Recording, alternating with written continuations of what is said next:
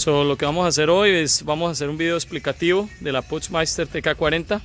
Aquí está el equipo de los bomberos nuevos. Se van a llevar esta TK40. Harold nos va a ayudar con la explicación.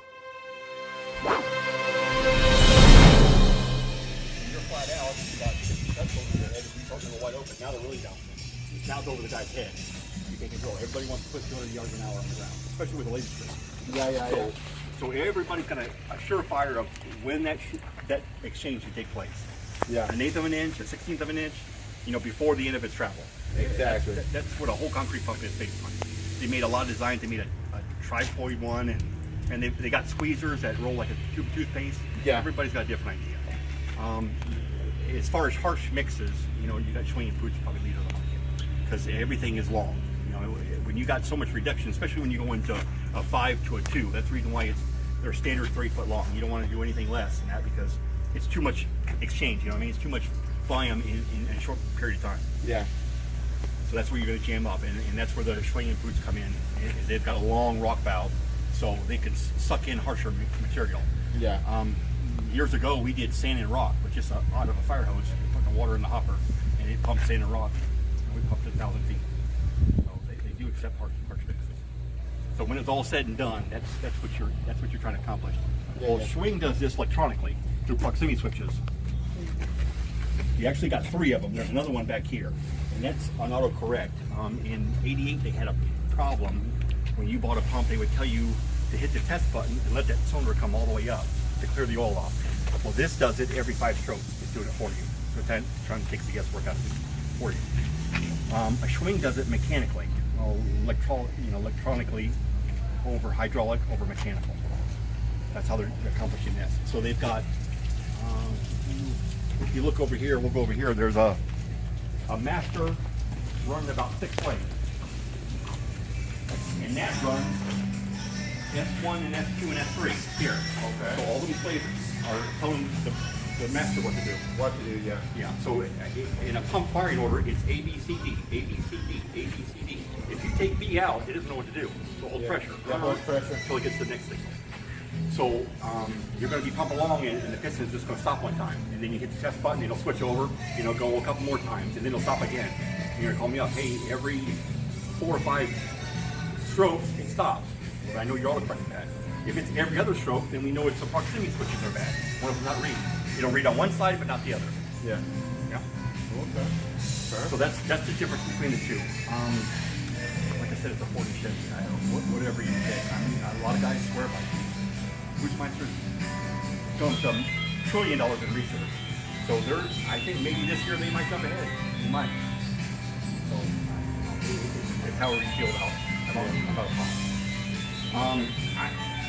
I work for Schwing, but I love Putz too. You know what I mean? So Yeah. I couldn't give you a straight answer. I love them both. So Yeah.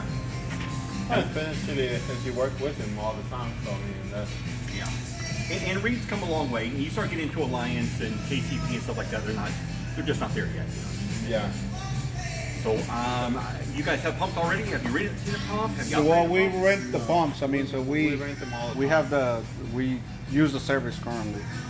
So you've seen them, you watched them, you've Yeah. seen them clean up, you've seen them prime out. Yeah. Okay. It will- You got It the will, basics down. it will be interesting to, in a way, walk him through what's the basics as far as cranking up. What's what on the machine, and then second, going through the basics and the motions of how would you start pumping, how do you reverse it, things such as flow controlling and maybe washing out and cleaning up and greasing and stuff like that. And that should cover the most important basics, I think. Okay. All right. So we're going to fill the water bottle, right? Now this is before we understand the machine. I'll tell you about how I prime out and how I wash out. When I get to the job, of course, we had discussed about doing the pre-trip at the yard. If you save yourself, you get to your shop in the morning, you put water in the water box, you put 5 gallons in there, you fire it up, you watch it switch over a few times, it's working. You go to the job. I see a lot of guys throw all their stuff in the hopper, they don't switch over, they just go right to the job, they get there, oh shit, it doesn't start. Well, 15 minutes later, I mean, I don't know if you've ever walked around these 4 or 5 times, 15 minutes is real quick. Yeah. 30 minutes later, a truck rolls up. Now you're paying for it. It's $1,200. And it might have been a fuel filter. you have one at the shop, but oh boy, you know.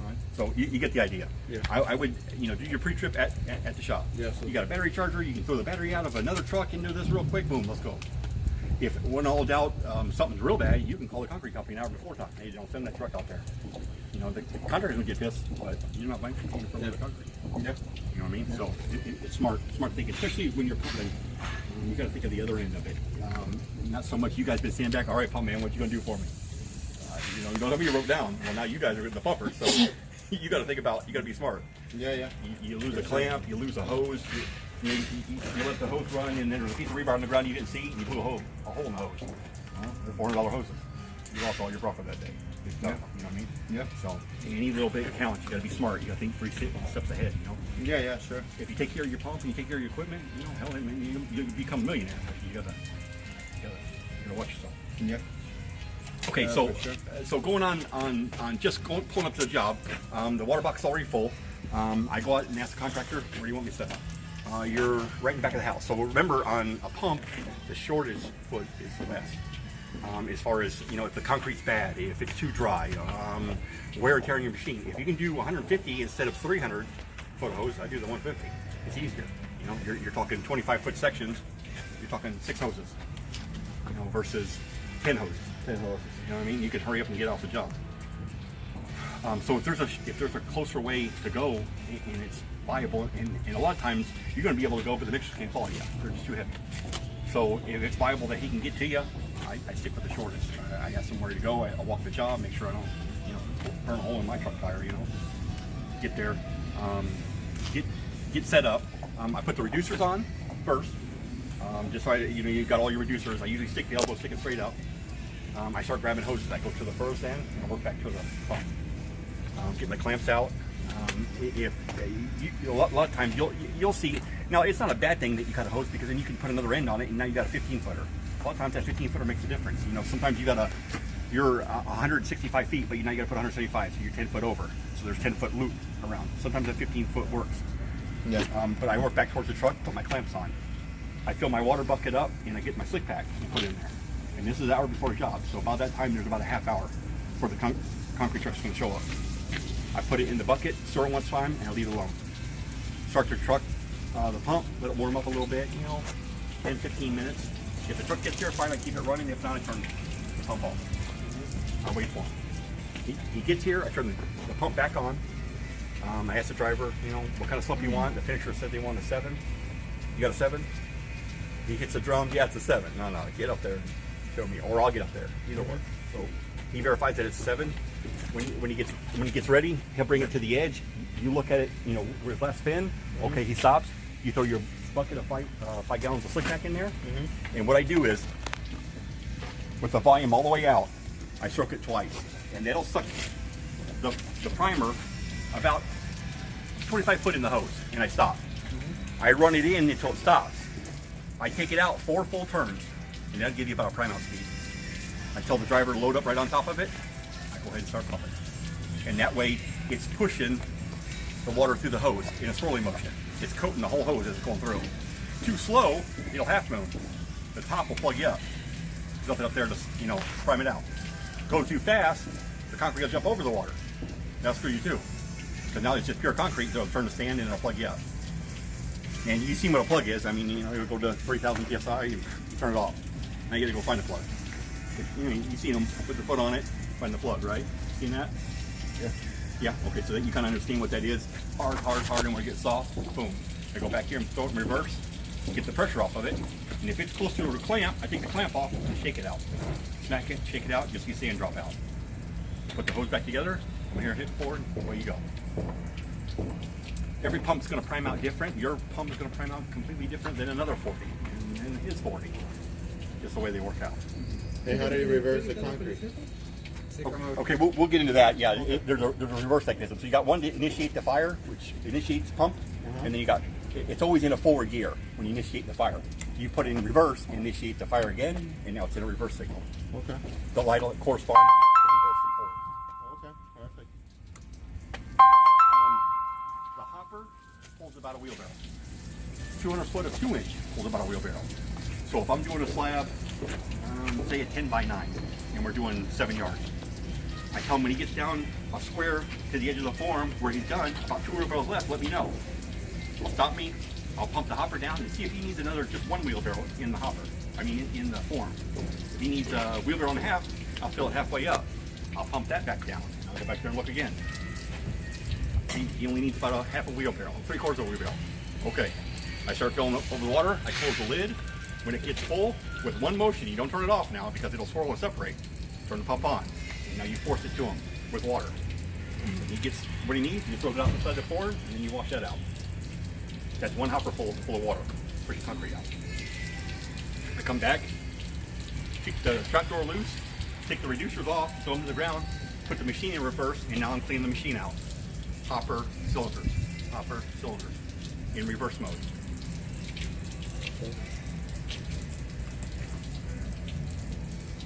Igual todo queda en un video, so fácilmente después pueden volver y examinar con detalle cada cosita.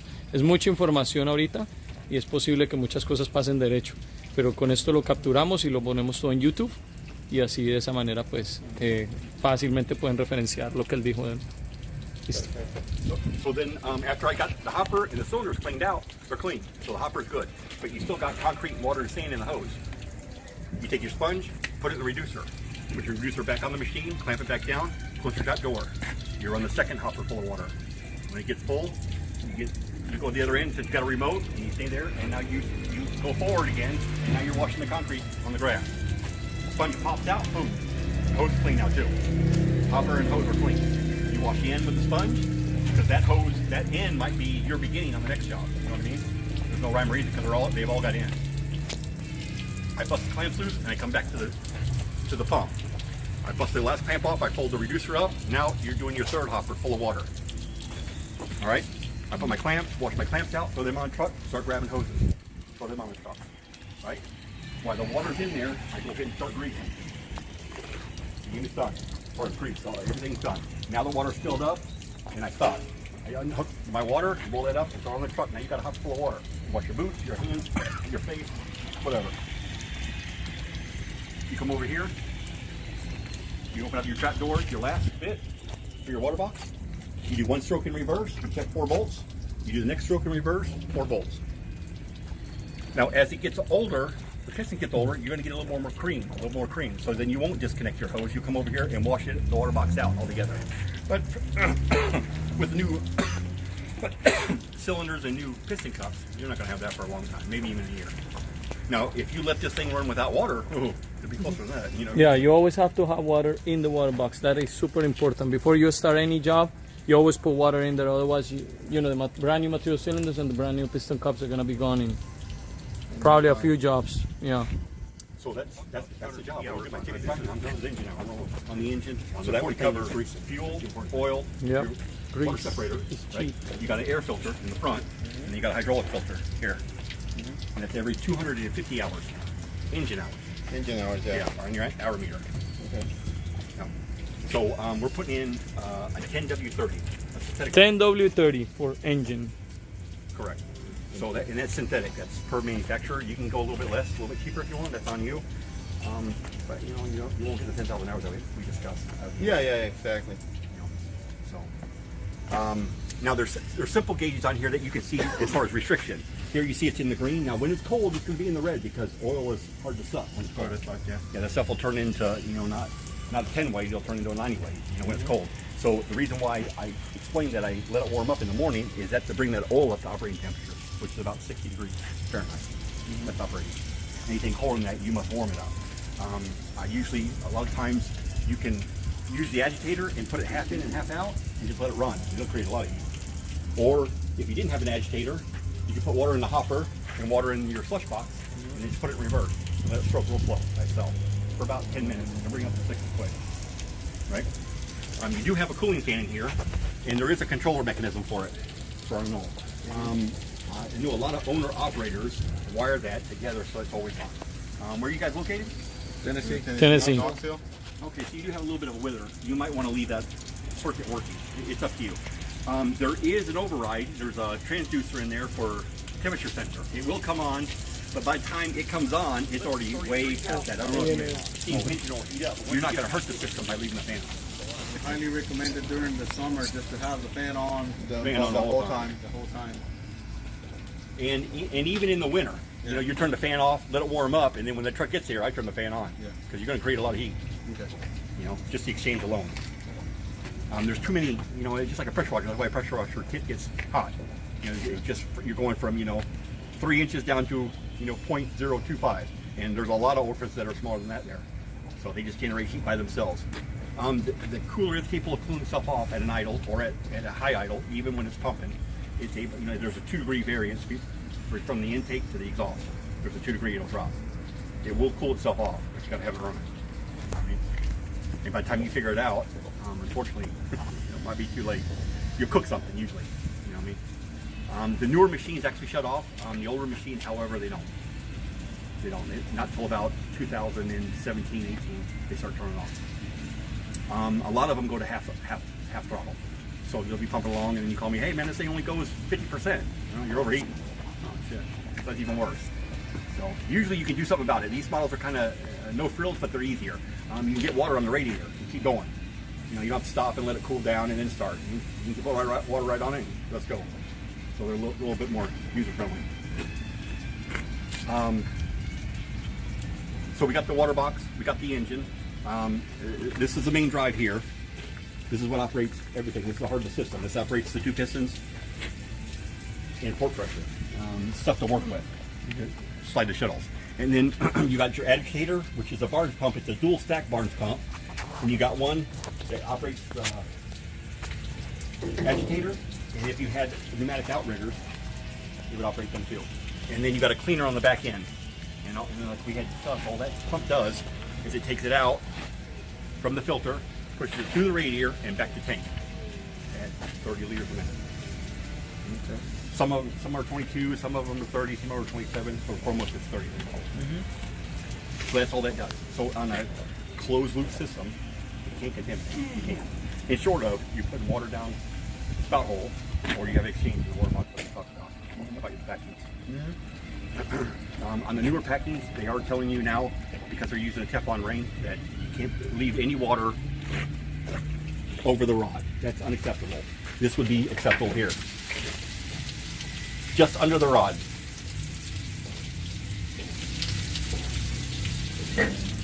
That's acceptable for storing, because then now it's not. I tell all my guys, let's dump all the water. But you can't leave it like that, because the water doesn't intrude under the race in the Teflon ring. When you're pumping, you want it, I like I said, anything over the rod is going to splash out, especially if you're pumping fast. If you're pumping slow, no, it'll stay in there. It'll all stay in there. But when you start clicking pretty good, it'll splash every bit of it out. And then it'll hold what it needs. Yeah. Okay. Okay, so working on the back here. So you know you got your jet cylinders that actually push the concrete with the rubber cups on the back. Then you got material cylinders.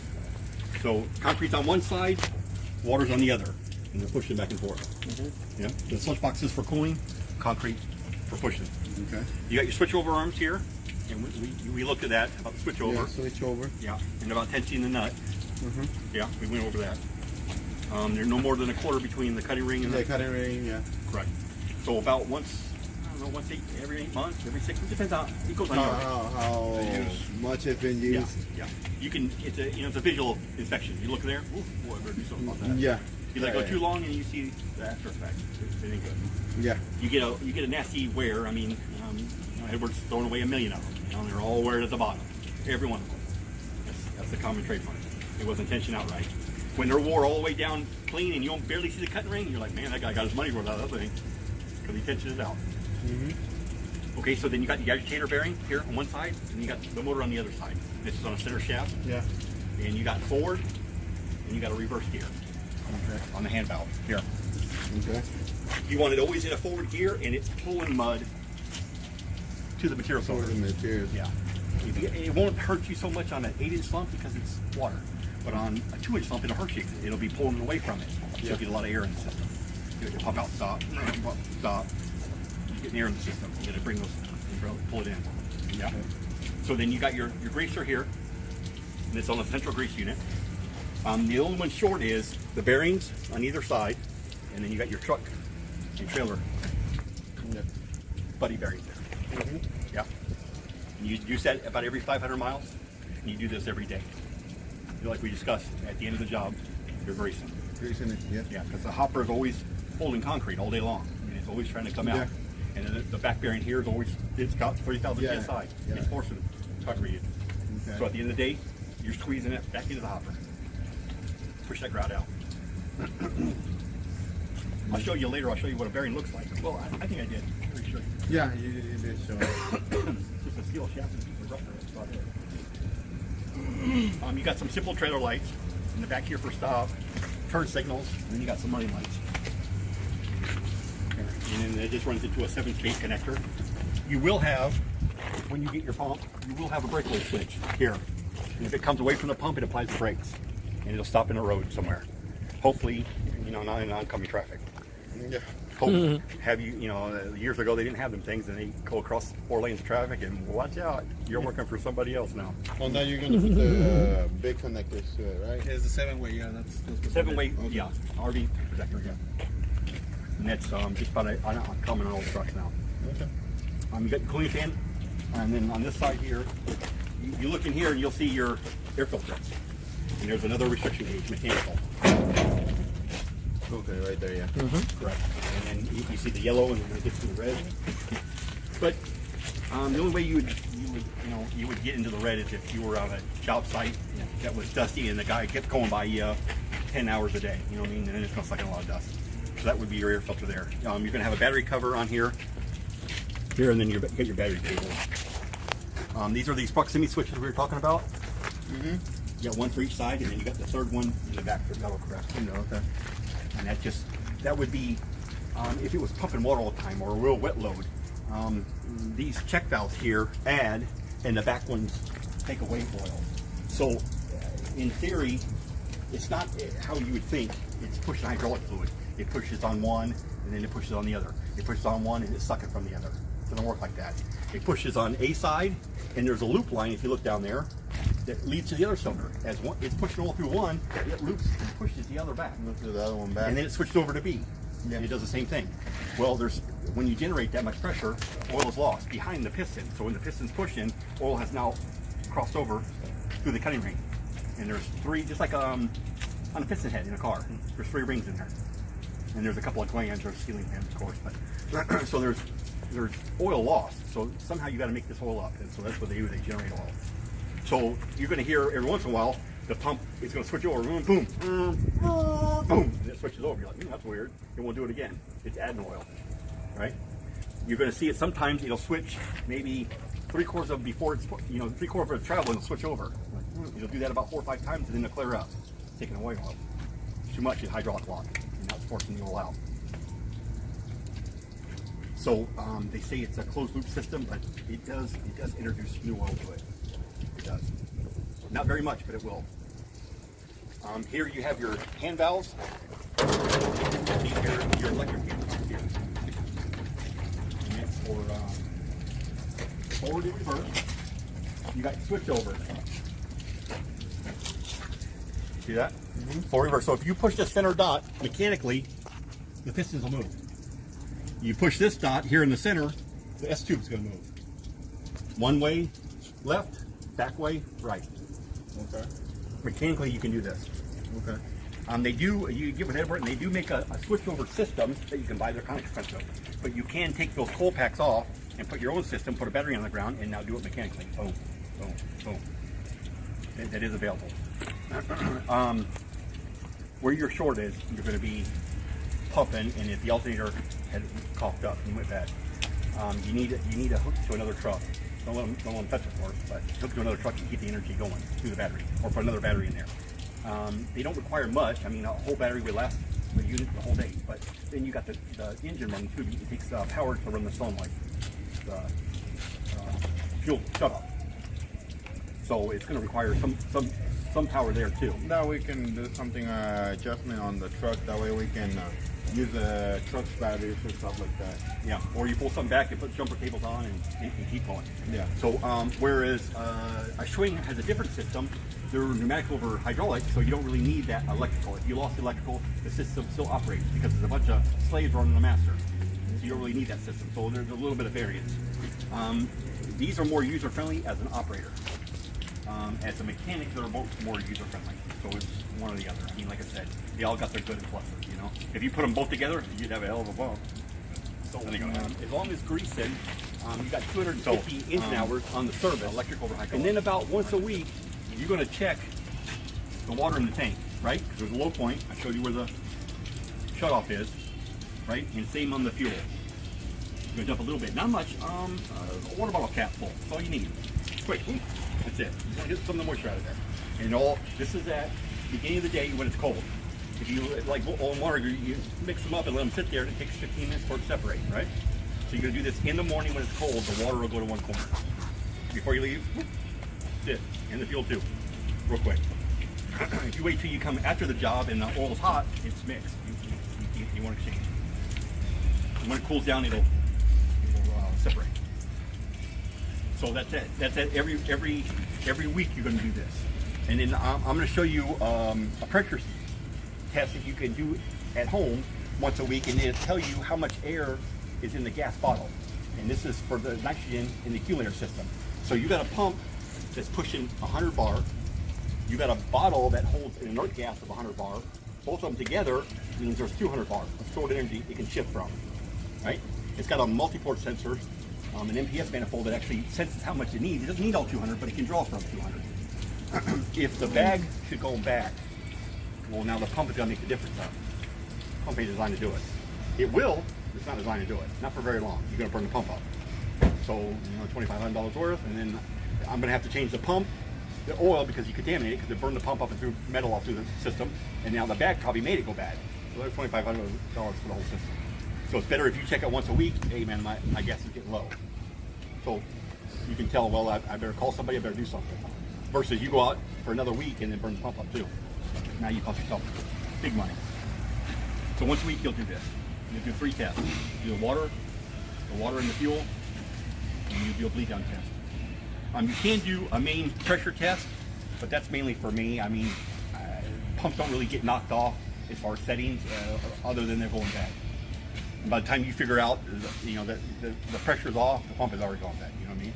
Usually, the norm is you'll go out on a job, you'll be pumping along, and it'll stop pumping. You don't get nothing. Shit. You go back to the yard, it's cooled down, the fins have opened back up. The vein in the fin, because it's just balls in a fin. They spin, and then the balls go to the side, and that's what creates your pressure. The balls contract again, you come back here, and it pumps just fine. Well, shit, maybe it was something I did. You go back to the next day, and it doesn't do it again. Or you pump 5 yards, and it falls flat. Well, it's a pump that's went bad. So you can test the pressure on it, but it doesn't really mean much to you guys. It means a lot to me, but so there is a way to test it. On the system, you have your flow control. It's like a water nozzle. You screw it in, slows the diff cylinders down. Yeah, back and forth. You screw it out, it speeds them up. Years ago, you see the engine, the main drive pump, and the barn stackable pump. They all run on a center shaft. And a lot of old guys will come on, hey man, listen, no, you turn that down, your throttle on your engine, and you turn this one all the way up, and you don't have to hear the engine run. You can't do that. Because if you slow the engine down, you slow the cooling capacity of the engine. Now it can't run efficiently. You're going to overheat. You will overheat. Not a matter of when, you are. So you must run the machine all out. Always. Doesn't matter if you're doing a little bit, if you're doing 25 feet, if you're doing 2 yards, you always run it all the way at 2,300 RPM. Always. Always, yeah. And there's mechanical stops on the governor. You can't go too fast. You can't go too slow. On the newer ones, they won't pump at all when you get too slow. So they've got that figured out. The computer's reading how many RPMs you're at. And they'll just, you pump forward here and come on. So you can't hurt it. Run it all the way out. That's what it's designed to do. Run it full speed. You got your main pressure gauge for your hydraulic. This is how much you're pumping at. This is at the head of the piston, not 20 feet, not 300 feet downstream. This is what you got at the head of the piston. How much pressure it takes to push the concrete at the head of the piston. That's where you read that. So every 10 feet you're dropping 10 bar. So out there you might be only running 500 psi. Here you're running 3,000. So it goes down quick. This is your stored energy for accumulator. That's how much the S tube takes to shift. So as you're pumping, you're going to see this. 150 come back down to 125, back up to 150, back down to 100. It just took 50 bar to shift that time. So you'll see it constantly vary when you're pumping. Okay. You got your throttle here for the engine, and then you just run all the way out, and you got a locking mechanism. You can lock it down so it won't go anywhere. Your gauge for your hydraulic, right? You got a temperature gauge here at the bottom, and then you're gonna have a low and a max here. And like we discussed, you want to stay about around the max. You want to be able to just see the little bubble. Go too much here, and then when the first time you get it hot, it's coming out of the spout. And then now you got, I don't know if you've seen what 5 gallons of hot hydraulic fluid looks like, but it'll cover this whole unit. Yeah. Oh, it's terrible. And then you know what's going to happen? You're on somebody's brick paver. Oh, shit. You know, you got pressure loss out there, you know. Trust me, it's terrible. So, and along with any leaks, you know, you see something start weeping, take care of it now. You know what I mean? A lot of times these fittings get hot and cold and they contract and they get loose. Put a little wrench on, boom, they're done. Now they start sweating out of the collar, of course you're going to have to change that. But you know, if you let 20 things go, now you're way overwhelmed. What do you fix first? You know what I mean? But you tackle them every day you get back in the yard, you don't have a problem, you know? Yeah, for sure. Hey man, you left a big oil spot. I mean, Edward got a lot of jobs just because he wasn't the cheapest, he was the most expensive, but he got the job because he didn't leave oil spot on the ground. This guy come to $1 million house and pumped all day, and he had, oh man, it was bigger than a Cadillac. That thing was black too. Cars been running through it, dragging it all over the neighborhood. It was horrible. You know, that's just it. You know, you win contracts just on that alone. You know what I mean? Keeping your machine clean. You can see something. You know, I mean, we get them. Being clean also, that's what it represents you too, though. Yeah, you get a big ball of traveling concrete. I mean, you're like, man, don't get. Oh, that's bad. I mean, where do you look for a leak? Shit is all over, you know. If the telltale sign of you're not greased enough is when you start getting grout out of the back of the shaft here. That's when that's detrimental. Your bearings are going in. And you gotta call me. I'm gonna start ripping stuff out. This would be at the end of the job. And if you happen to do more than 50 yards, you know, right now it's in the manual panel to switch over. All this works on the manual panel. If you put it in the center, nothing works. And you can actually lock it out. It's got a place for a lock. You can lock it. You bring it over one, and now it comes out the cord. So you can either run the cord or a wireless. So which is what you guys gonna have. You guys gonna have a wireless. Yeah, when you run wireless, it'll be all the way over. And then I got a theory. You know, Edward can contest this. And we got a lot of guys. We put it on their truck. They run it for about a month or two. They set it over here, and they drive off. It's gone.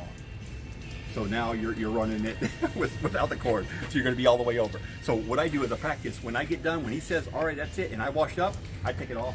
I put it in the truck. I'm done with that, and I run it manually. Just used to run it manually. You know what I mean? And that way you know the remote's in the glove box. Mm-hmm. You didn't leave it somewhere. You didn't have it on your hip. You know, I mean, I've seen a lot of remotes. It looks like they were actually using it to pull concrete with it. You know what I mean? To rake. Yeah, like a straight edge. You know, why would you do that? You know, I'm done. I put it up. Boom, it's done. They are waterproof, but however, you know, I mean, you step on them enough times, they'll get water in them. You get it with a pressure washer, you get it. Okay, so you got your main power on. You flip the key as on, and you hit the start button. Starts the unit. Yeah. And then as it's in the test pattern now, you're going to see the lights come on. If you see the red light on the stop light, that's only going to be two things: this button has been engaged, or the hopper safety switch has been engaged. By opening it up. You from putting your fingers in there, or your leg, or I mean, you'll be lucky. I'll give you this. I mean, I cut 4x4s all day long with those rock valves. It won't slow down. You'll be lucky if you rip your arm or leg off. You'll be lucky. Yeah, I know. One of the guys we know, he actually cut his whole hand. Yeah, you'll be lucky. He's lucky he got away from it. Usually don't. The full hand. Wow. Josh. When I started with Schwing, we had 6 or 7 stickers. When I left, there was maybe about 16 stickers. Every sticker you see here is ending in a fatality. Just every time they got sued, they hit up another sticker. So, I seen a guy had a leak. He put his hand on it.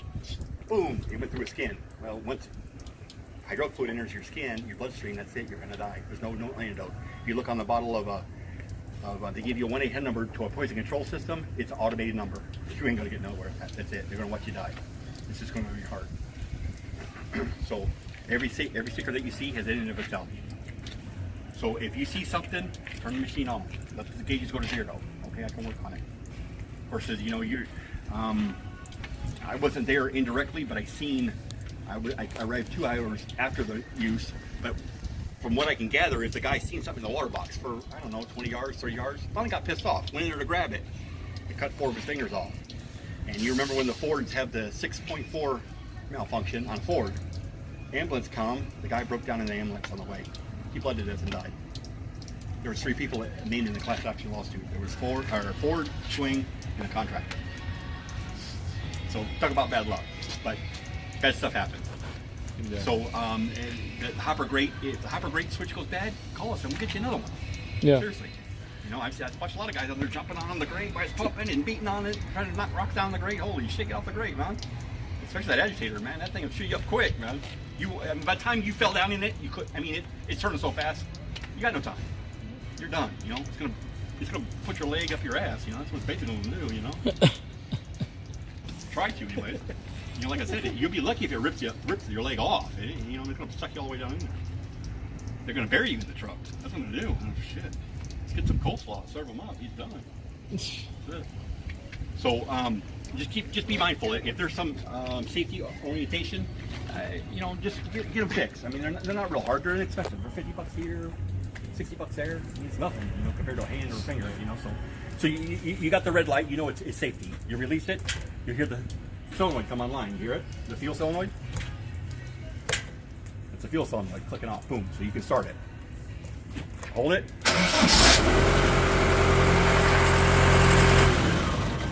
Why it's in the test pattern? I click it on, you initiate the fire, you see the green light come on. Whoops. So you see the green light come on for the fire, and that's always in a forward gear. Every time you hit that button, it's going to be now in forward.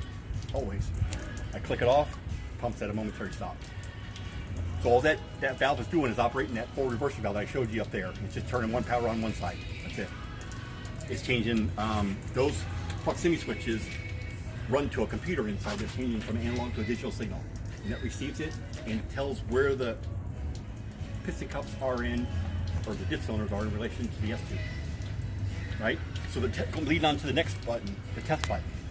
What you're doing is telling the computer A, B, C, D, A, B, C, D. You lose B. Doesn't know what to do. The pressure's out.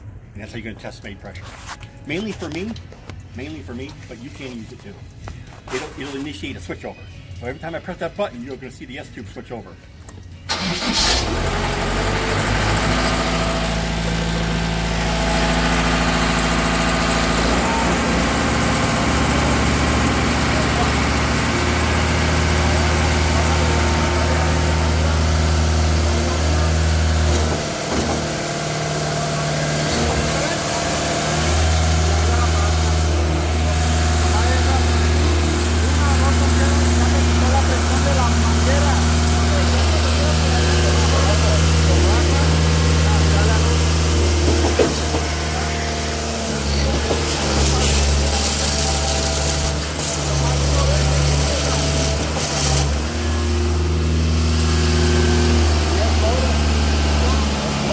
Daniel se aprendió esto de memoria.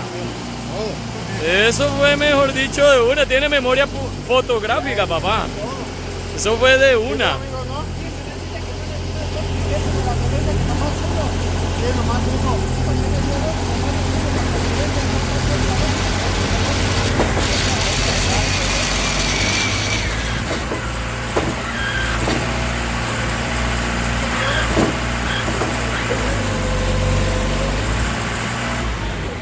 I'm doing is telling the machine A, B, C, D. It's still in B and it's looking for C. I'm initiating the fire and telling it C, C, C, C. And it's switching over. It goes back to D and go back to A. I'm initiating the fire. So you can use it. If you hold it, it loses the signal for C. You'll know what to do next. It holds pressure. So we'll do that next.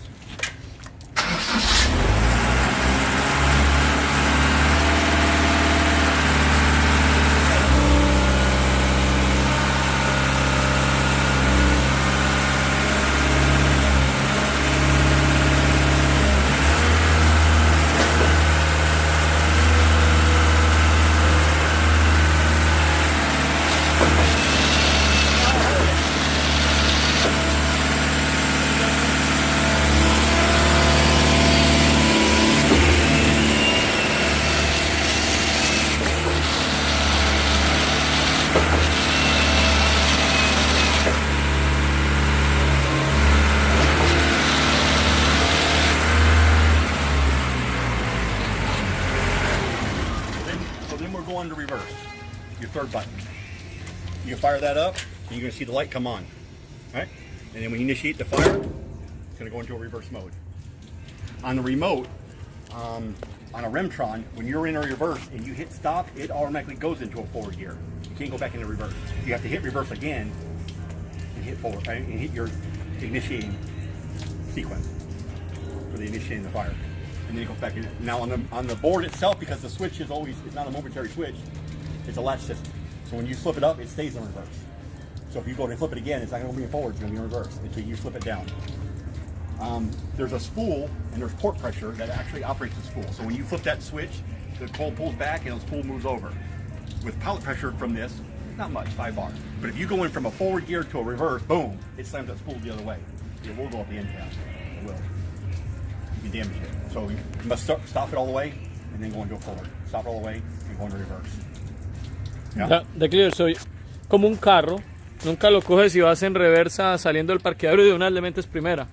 O de una vez arrancas, esperas, paras y metes el cambio y entras hacia adelante. Es lo mismo, no arrancar en reversa y de una vez lanzarla hacia adelante porque vas a dañar el sistema hidráulico.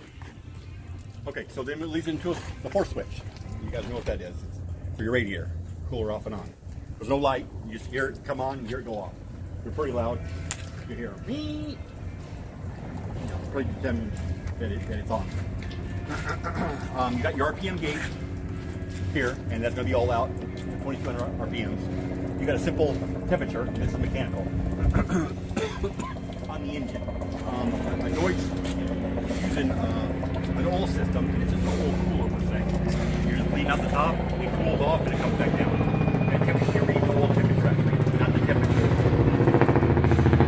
It's like water. A lot of times you'll hear the horn whistle come on because the engine's overheating. If you put your hand up here and feel, you'll feel cold air. That means the poppet valve for the oil has got stuck shut. We'll let it oil through the cooler. So, pretty common problem, and that's what those big gallons are for. So, there's a spring and a ball bearing in there, which is like a plunger. The spring holds it closed, and then as it gets hot, it lets off. Lets all go through. Just like every holding valve in the United States, all holding valves are the same principle. I mean, you'd be surprised what you can hold up with a little ball bearing and spring. You can hold up 1 million pounds. A solid bearing. And that's about it as far as functionality of the unit. You got a rain cap. Now you'll see on the exhaust you're going to have a rain cap, and it just flaps up and down. That's about it. You guys got any more questions? I mean, about what you think? You guys have any questions, or are you guys more confused than before? Okay. They already forgot everything. Million things. That's what we got this. 30 years in a half hour, and a lot of it's not going to stick. But, Yeah. My most common problem as a mechanic is, well, I've been doing that for 10 years. Didn't mean you're doing it right. It just means you did it for 10 years. You got bad habits. So if you get in a good habit, there's no room for error. You're checking everything every day. You got your hoses on the truck. You got the ends clean. Even fuel. You know it's going to last 120 yards before you got to refill this thing. You've done 50 yards. You bring it back to the shop. You figure, I'll get it in the morning. You call in sick. Some guy else gets on it, jumps in it, thinks it's full. He takes it out there and does 60 yards. He runs out of fuel. You screwed somebody over. Just like the truck. I mean, they're relatively close to the gas tank of the truck. You fill the truck up, you might as well fill the gas tank up. Just little things. You get into a good practice, and it's second nature. Just like greasing. I mean, every bearing I've ever done, a trillion bearings, it was always a heartfelt story. You don't understand, the sun was in my eyes, and Saturn wasn't lined up with Venus, and shit, they gave me all kinds of reasons why they couldn't grease it. Who knows? But the heart of the matter is, it costs somebody $5,000 to go in there. Yeah. Pooches last a little bit longer, but they're a little bit more sensitive as far as not greasing. So a bad operator can cost you a lot of money on a pooch. A good operator makes you $1 million. So it's a habit of getting in good practice of what to do, where to put your hands, not where If you look at the video, study them. Think about what plan of action for the day. What am I going to do? So we're going to drive up. I see a piece of rebar sticking on the ground. Well, let me go get that thing before I put the hole in my truck tire. Now you're stuck on the job somewhere. I mean, just being adamant about thinking 3 steps ahead. What am I going to do? What if this thing starts leaking? What am I going to do? You know, put some plastic under it. Can I add some wrenches on the truck? Yeah, maybe I can tie it up and stop that leak. Now, you're not going to do it when you got 100 yards sitting in the job. Well, it leaks a little bit. Let that thing leak maybe just a little bit more until we get rid of these trucks. You want to put your wrench on, boom, and blow the line off. Oh shit! Now what are you going to do? There's 40 yards sitting there. You know what I mean? So just smart. That's all. Pumping is a thinking man's game. That's all it is.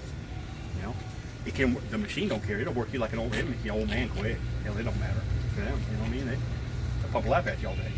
You can work the pump though. You know, let it make you money. You know, I mean, you don't have to work. I mean, there's going to be physical parts. You're going to drag hose up and down. I mean, that's the foremost. But if you let the machine work you, hell, it'll work the shit out of you. Make old man quick. So, just look at the videos, study them. You know, think about what you're going to do. You know, what your jobs are going to consist of. Knowing the machine. You know, remember, okay, I gotta check the oil. I gotta do this. I gotta do that. It's pretty simple after you get into a good rhythm. You know, it takes you all about 15 minutes pre-trip. That's it. And 15 minutes at the end of the day, if you're good. You know, and it's gonna take you longer at first. You know, you're gonna pressure wash your ass in, make sure it's clean, make sure the bearing. You know, just as an owner, you can walk by. Oh Lord, that ain't right. You don't see no grease come out of the bearing. No. It's already screwed you. Well, you gotta go there and chew on his ear a little bit. And no, it's unacceptable. So as an owner, you can just physically walk by and see a problem. You know? I know there was years. Bill Cross, he had a balcony set up just so he could see his pumps drive by. He'd look in the hoppers. He'd look at the machine. That's all he was doing all day long. The pump came in. Boom, he's up. What are you doing with this pump as it drove by? Looks good. He gets on the phone. Hey man, get that boy over here. I'm gonna fight on his dick. You know. Thank you, Harold. Appreciate your help. Thank you for the whole information and hopefully they'll use 50%. What is it? I'm gonna shut it off, and you're gonna see now it's bleeding off, and where it snaps off, that's your pre-tension pressure. So it's gonna go past 100. There's 90. There's 80. Boom! It snapped off at 80. So that's your pre-tension pressure on your gas here in the bottle. You have a gas bottle in there? Okay. Yeah, that's your pre-tension pressure. So as that acceptable range is about 85 to 100. That's about your range. When it gets anything lower than that, you need to call somebody. Need to charge it with nitrogen. If you let them sit too long, it's like a car tire. They'll go flat. If you use them every day, they're not gonna go flat. Hopefully, I mean, with the phone calls we've been making lately, I mean, hopefully we can get it moving every day. So to start out, and probably not the first days, but I mean, hopefully I'm assuming within 2 to 3 weeks, we'll probably have it rolling all day long, basically. Okay, so once a week you'll do this leak down test. And that's every day when you come home, from your last job or in the morning, doesn't really matter. And you do a simple leak down test and you know about where you're at as far as nitrogen. If you start getting into the 40s and 30s, chances are there's a hole with that. You bring it to us and we can fix it for you. It's a pretty simple system. It's just a nitrogen bladder inside of that canister. You'll show us once we come and pick up that other one though too, right? On the basically on on how it's working and everything, right? Yeah, right. That's fine. Yeah. And when you get it, you'll have a 100 bar, not PSI, but bar. Yeah, bar. Yeah. Okay. And between the 100 of the inert gas and the pump of 100, you get the 200 to get draw from. You can draw from. Okay. It doesn't necessarily, it will, but you can. It goes on, how much friction it takes to switch over. Yeah. If it's a real bony mix, real rocky, or you use 100 bar. If it's just water, you're not going to get maybe 20 bar. Yeah. Switch over. So it sets it itself. So, but if the back goes bad, of course, the difference got to come up from somewhere. It's got to come from the pump. It'll do it, but it ain't gonna do it for very long. What happens is it'll overheat the pump. You'll burn it up. But then that changes that sets a cascade effect down. Then you contaminate the oil because you got aluminum brass all through it. So now I got to suck all the oil out and purge the whole system, change the pump, and then find out what was wrong with your bladder to begin with. The oil alone is $700. This is once a week. Okay. Aquí vamos a poner la cámara. ¿Quién es el que la va a cagar si es que la caga? Alrighty.